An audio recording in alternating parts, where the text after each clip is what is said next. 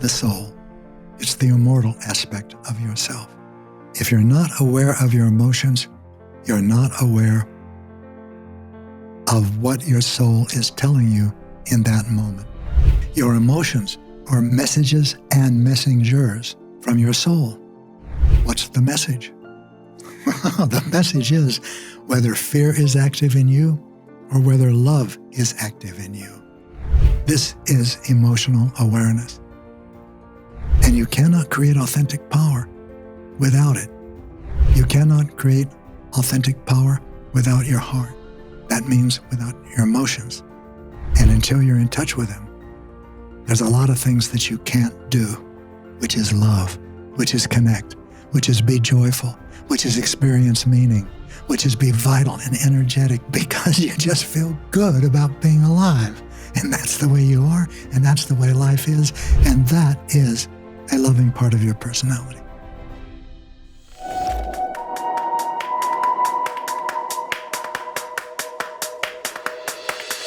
Welcome back. Welcome to what? Welcome to as much as your awareness allows you to experience. How much does your awareness allow you to experience? Well, if you're really hungry, you know it. If your feet really hurt when you're on a long hike, you know it. How much more? Well, if you see something and you really like it, you notice that, but you may not notice what it is you like about it. If you see something you don't like, you'll notice that. You might even be judgmental and critical about it in your thoughts, but you might not know why or exactly what. In other words, awareness is a comprehensive word. But when I'm speaking about awareness, I'm speaking about more than simply being awake with your eyes open in the world. I'm talking about being awake with your eyes open, your heart open, your intuition open, your being open to the full power and presence and capability that you bring with you into this world. Bring with you from where? From where you were before you were in this world. Now in the East, billions of people know what reincarnation is. Reincarnation means that an energy, and they don't really define it except in different ways, becomes a human, becomes a person with a body, male, female, black, brown, white, yellow. And then that ends. That comes to an end. The personality is born and the personality dies. Where does it go when it dies? It goes where it came from before it entered the Earth School. The Earth School is this domain of time and space and matter and duality. So now I was talking about your awareness of what is happening to you while you're in the Earth School. Now, the old consciousness was limited to the five senses, to what you can see or hear or touch or smell or taste. And if an individual has the old consciousness, they know that nothing that can't be detected by these five senses is real. It's a delusion or it's fantasy. But the new consciousness is not limited to the five senses. And that means that you can begin to detect things that the five senses cannot detect. And what is that? That is what we're talking about. Your awareness now is expanding beyond the limitations of the five senses. And when I say your, I'm talking about the people who are listening to this podcast, which is titled The New Consciousness. If it were titled The Old Consciousness, you might be interested, but you yourself are not. Because we're talking about the new consciousness, and that means your ability to be aware of that which is beyond what your five senses can detect. The first of these is an experience or a hunch or a sense that you're more than a mind and a body, that you're more than muscles and molecules and enzymes and neurotransmitters. that there's a part of you that existed before you were born and that will exist after you die. We've touched on this before, but this is the beginning of an expanded awareness. And the remarkable thing about the new consciousness, this expanded awareness, is that it is occurring to the entire human species in a very short period of time, 3 human generations, and some of them have already come. The millennials and Gen Z. For them, they have that sense that I'm more than a mind and a body. They were never trapped in the reality, their reality, that that's what they are, although they might have inherited that belief system from their parents and from the world around them. But they know deep inside them that they are more than that. And they are. That's what's exciting. There have always been multisensory individuals in our past. All of our religions are named after them. And there are many more than that. But never has our entire species shifted radically, dramatically, epically in such a short period of time. We are in that period of time. And that's why it's important to begin to explore what the new consciousness is, because we are standing with one foot in the old consciousness and one foot in the new consciousness. This new consciousness is appearing without our effort, yes, but to use it requires awareness, requires intention, requires commitment.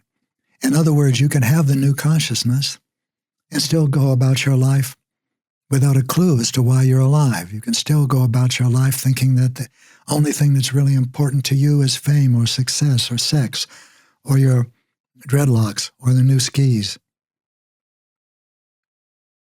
And still have this hunch that you're more than all of that, but you're not acting on it. And so you're living a life that you might be, even though you're aware of more in this deeper sense, could be called unconscious. How do you become more conscious? How do you expand your awareness beyond the new consciousness that's given to you without effort on your part? I mean, expanding it requires effort, but the new consciousness and acquiring it did not. What I'm going to describe to you now are the beginning of a couple of podcasts about the tools that are required to create authentic power. They're really simple. They're very easy to understand. The rest of it is practice. So it's not enough to understand your life. That won't work anymore. You need to practice becoming what you are. What you are is shown to you in your moments of deeper meaning, in your moments when you know that you are alive for a purpose. You can feel it. They don't come to you when you're watching your favorite television show. The first of these tools is emotional awareness. You can use these tools in any order, but I'm going to present them this way, starting with emotional awareness, because emotions are very important in creating authentic power. That's another way of saying that the heart is important in creating authentic power. And when you become aware of your emotions in the way that you're going to be, you'll discover that there's a close relationship between your soul and your emotions. Your emotions are messages and messengers from your soul. What's the message? The message is whether fear is active in you or whether love is active in you. Have you thought about that before? And I'm not talking about in the biblical sense of love thy neighbor. I'm talking about in the sense of why are you doing what you're doing? Is it coming from your heart or is it coming from another place? And what is the other place if it's not coming from love? If it's not coming from love, the other place is fear. So fear we experience in several different ways.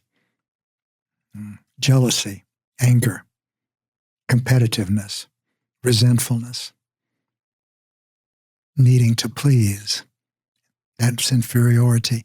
And then entitlement and not needing to please anybody because you're superior to everyone. It comes with every compulsion to shop, to eat. It comes with every obsession. You can't stop thinking about something. There's a tune that you heard and you can't get it out of your mind. There's a person you met and you can't get that person out of your mind. That's an obsession, an obsessive thought. That's fear. Not that the person isn't important to you or won't be or couldn't be, but the fact that you can't stop thinking about it, that's obsession. And addiction. Well, everyone knows what an addiction is. You can't stop whatever the addiction is. It might be drinking. It might be taking drugs.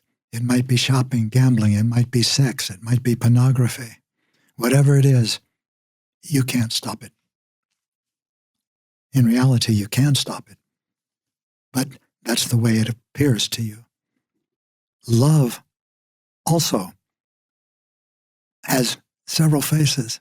We experience love as gratitude, appreciation, caring, contentment, patience, awe of the universe. So emotional awareness is the ability to distinguish in yourself between love and fear. How do you do that? That's what we're talking about. The first step in emotional awareness, when you're feeling an emotion, or even if you're not and you want to know what it is you're feeling, is to look inside yourself. This is most dramatic when you're experiencing a painful emotion. Most people think that painful emotions are caused by what they experience in the world. That's incorrect. That's what the old consciousness thought, deduced, and experienced. But it's not what the new consciousness presents to you. So the first step in developing awareness of your emotions, especially when you're in a painful emotion, but any time, is to look inside of you instead of outside, to turn your attention away from what's happening in the world and onto what's happening in you. Because the emotions that you're feeling, whether they're painful because they're coming from fear or they're blissful because they're coming from love, are coming from internal dynamics, not the world. The world activates one of those dynamics, and that's what creates the emotional experiences in you. We've already given a name to the emotional dynamic that creates painful emotions, and that is a frightened part of your personality. It's shorthand for a part of your personality that originates in fear. And you have several of them. They're the ones that I named, and more. And a loving part of your personality is also interior to you. It originates in love, and we experience it in the ways that I've just mentioned, from gratitude to patience to awe of the universe. Emotional awareness, as I'm explaining it now, allows you to use your body to tell you what you're feeling. Sometimes you don't know what you're feeling. I remember once I was in North Beach in San Francisco with someone that I didn't really know, and we were talking, and he said, "Oh, you're jealous." I thought, what are you talking about? I'm not jealous. I'm not. What? But he saw something in me, and the more I thought about it and what I was talking about, the more I could see he was right, but I didn't know it. So everything I was doing in that moment, in those moments, were coming from jealousy and creating consequences of jealousy, but I didn't know it. That won't happen to you when you create emotional awareness and you use it. The first step, look inside yourself. That's where the power is. It's not in the world. It's inside you. This is one of the biggest things that you're going to experience from the new consciousness. What are you looking for when you look inside? You're looking in certain areas of your body. For example, if you're really angry, look first in your chest area and see what physical sensations you're feeling. For example, you might find that there's a contraction across your chest, like a band constricting. Or you might find that there is an aching feeling in the bottom left-hand part of your chest. These are physical sensations. Then look for physical sensations in your throat area, and you'll find physical sensations there that are painful, uncomfortable at first, but as you get to know them, you'll find out that they're painful. How painful? Have you ever hit your thumb with a hammer when you were aiming for the nail? If you haven't, I'm glad, because that hurts. And I have, and I can tell you, that's pain, physical pain. Have you ever gotten a finger caught in a car door when it's closing? That's pain. I wish you relief from that quickly. That's pain. And I'm giving you these two examples so you'll know that that is the kind of physical sensation that I'm talking about. So if you're looking in these areas of your body and saying, what am I feeling there? And you say, oh, I'm feeling light. Yeah, it's sort of bubbly. That's useless to you. Or if you're saying, I'm down, I'm depressed. I have been this way for a week. That doesn't help either. If you say those things, you are emotionally illiterate. And what I'm describing to you is how to develop emotional literacy. There's also something called emotional ignorance. When you're emotionally ignorant, you don't feel anything. You're numb. I remember when I got out of the Army and I was in some men's group, vet groups, and there was one fellow in particular who was swearing, he doesn't feel anything. I just don't feel anything, guys. And he was sort of proud of it. But he was like a porcupine. He had quills all over him, but they were pointed inward. You could touch him anywhere and he could explode. That's emotional ignorance. Most people are emotionally illiterate. If you say, what are you feeling in your chest area? They say, I'm feeling pretty good. Or, I don't know, I'm sort of disturbed. Or I'm feeling bubbly or heavy. That is emotional illiteracy. And the same thing when you apply any of those poetic terms or labels to one part of your body. There's 7 of them. I've listed 2. The third is your solar plexus. That's the area just below your sternum. And when you're worried about something, for example, paying the rent, or how you impress somebody that's important to you to impress, you'll find yourself queasy there, or a little nauseous, like butterflies in the stomach.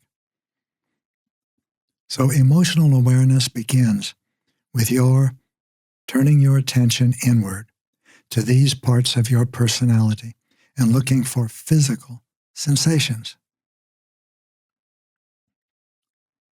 There are 4 other areas of your body that can give you this same information.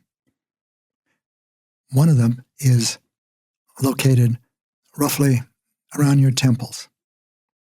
And another one is located right here at the top of your crown of your head. And below your solar plexus is one in your genital area. And below that is one at the very base of your torso.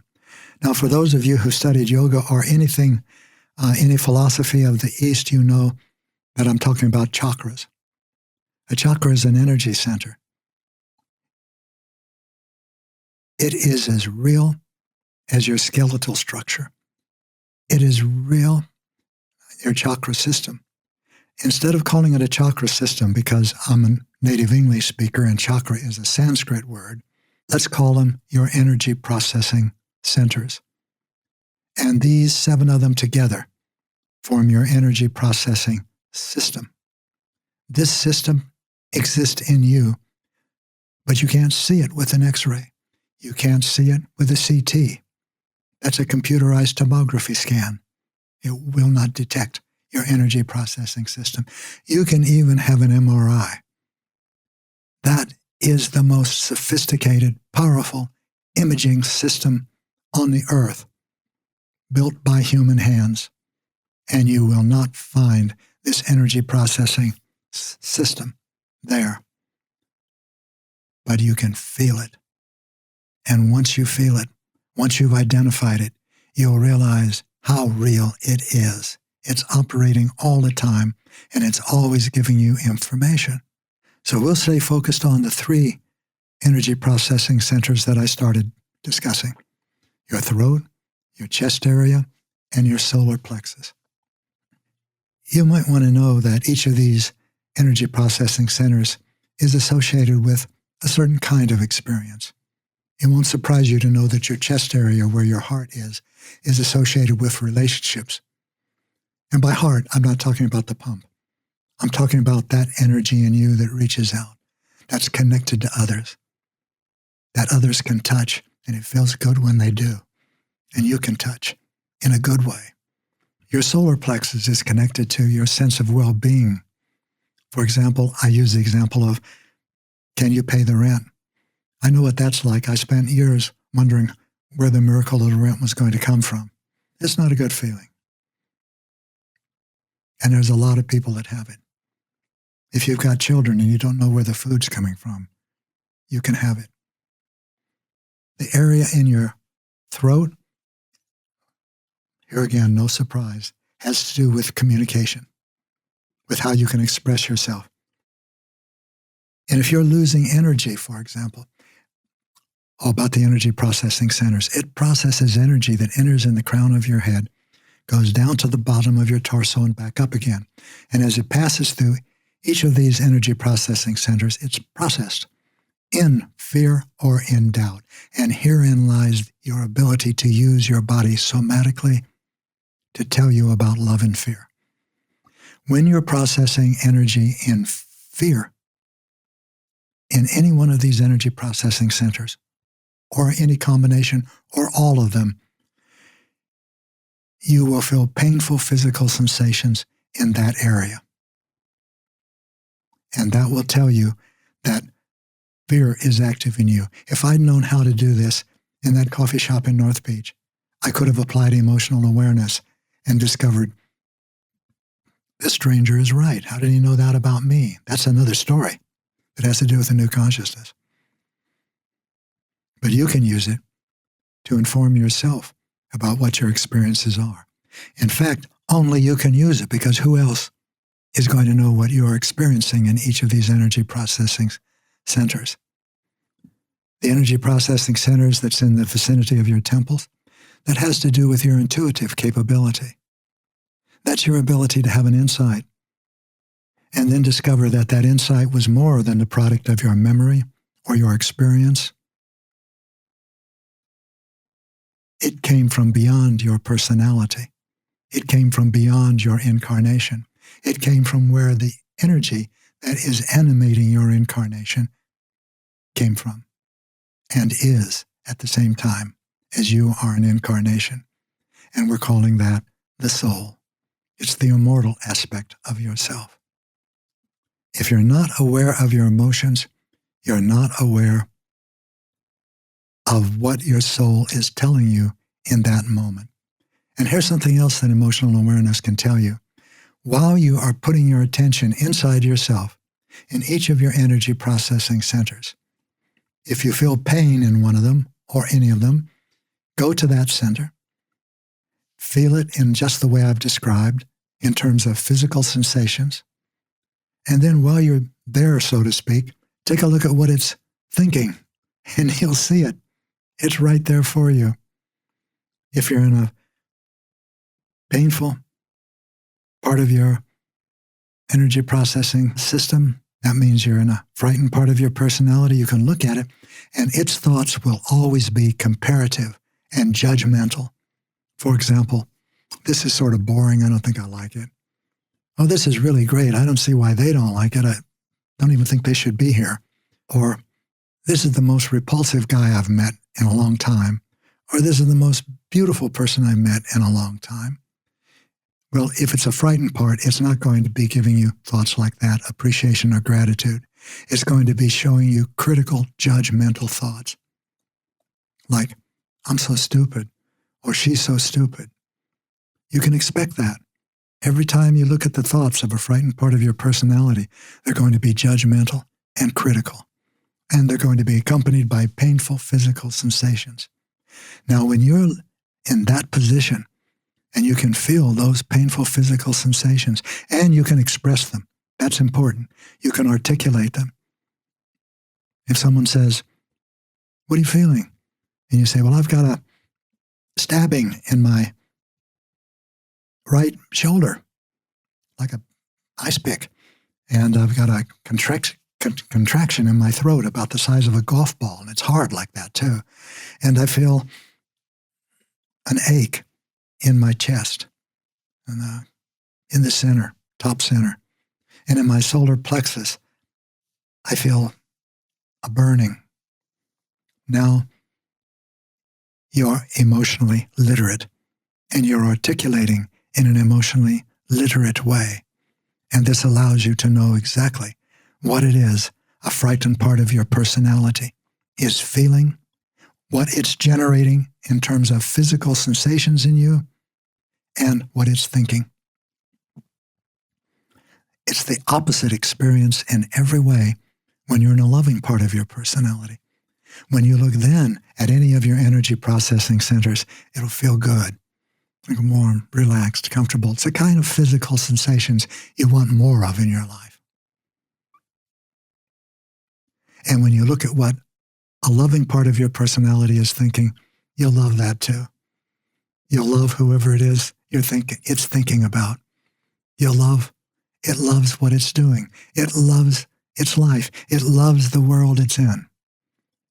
And that, by the way, is a very important message too. And we're going to talk about that in the next podcast. This is awareness. This is emotional awareness. And you cannot create authentic power without it.